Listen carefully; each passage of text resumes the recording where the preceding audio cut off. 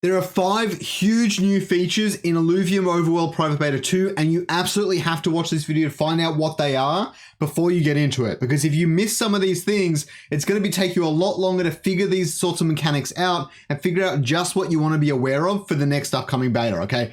So we'll get right into it. The first one is the bubbles. Now, I think you've seen them online on Twitter and things like that. That is only one of many. I've got 4 others for you. But the bubbles look absolutely cool. You can jump in them and then float up into the sky.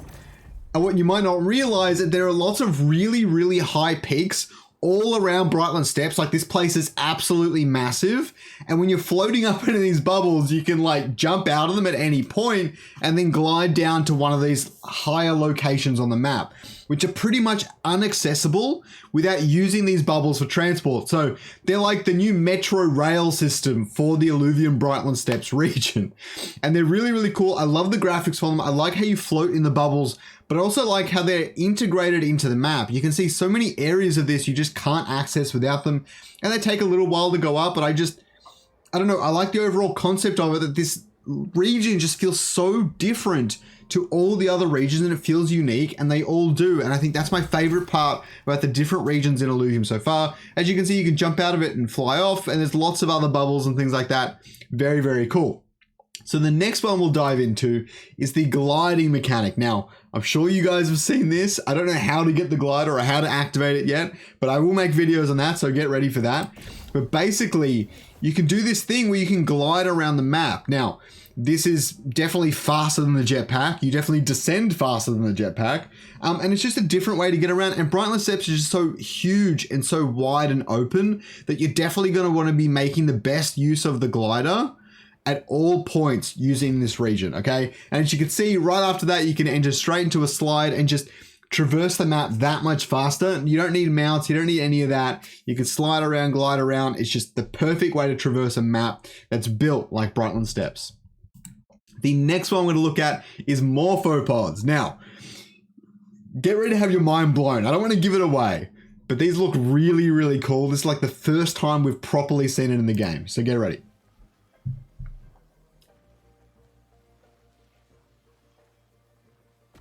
Can you see them? They're just these little flying things. They look so cool. I really, really like them. They're so unique, and I don't know the lore of the game yet, but they feel like they fit the lore, which is really sweet. And yeah, he just like goes up, hits it, and grabs the morphopods. You can see some more are coming up soon. There they are. This one's a really big batch of them. Now, for anyone who isn't aware, morphopods are going to connect to Illuvium Zero somehow. I'm not exactly sure how. I think the idea is going to be that you can use morphopods in the game to then grow your plants faster. And by growing plants, you can remove them and get more of those little items that let you speed up buildings and things like that. So it's going to integrate in some way with Illuvium Zero. Now, we won't see that in this iteration of the overworld and so on and so forth. But with the public beta coming out at the end of this year, we should hopefully be seeing that integration between the two. I really like it. I think it's a neat concept. Okay, the next thing is the lily pad. So let's watch this one. This is actually really raw. I haven't seen this one yet.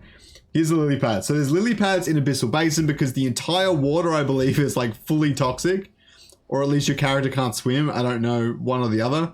But the lily pad just kind of like floats around and it just uses it as its own transport system. Look how huge Abyssal Basin is. There's so much to explore here. I can't wait to explore Abyssal Basin personally. I think this is going to be quite something. Yeah, look at this thing. It's mind-blowing.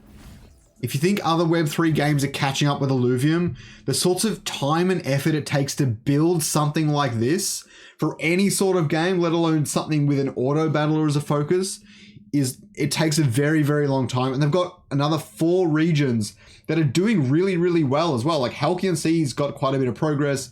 Everything else is blocked out. It's just mind-blowing what the team has been able to accomplish. That lily pad actually looked really cool. I didn't expect it to like not only go that fast, but have that nice texture on it. I love it.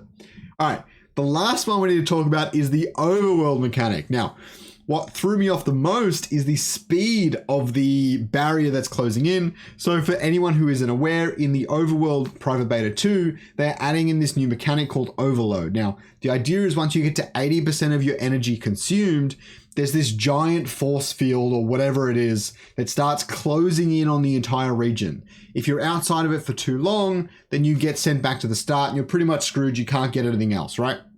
So you've got to outrun this thing and collect all your resources and things at the same time. Now, I thought this was going to be too easy. I still think maybe it is a little bit, but the speed at which this thing moves, I'm really glad they did that. It's really, really cool. Just make sure you plan your travels out before you start. Let me just say that. You can see that they like only just outpace it with the jetpack.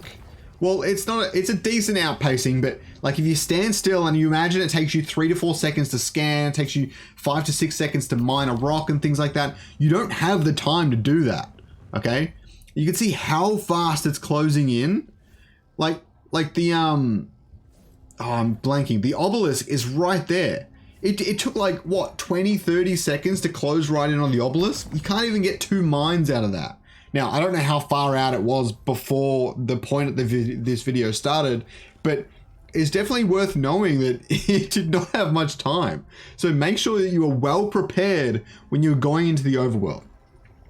If there's anything you could take away from this video, be well prepared with this overload mechanic. It will catch you off guard and it will end your run very, very early. As you can see, it doesn't take long for Arlen to die outside of the force field thing. Maybe you can get that last mine in if you're desperate and you have 1 more point left or whatever.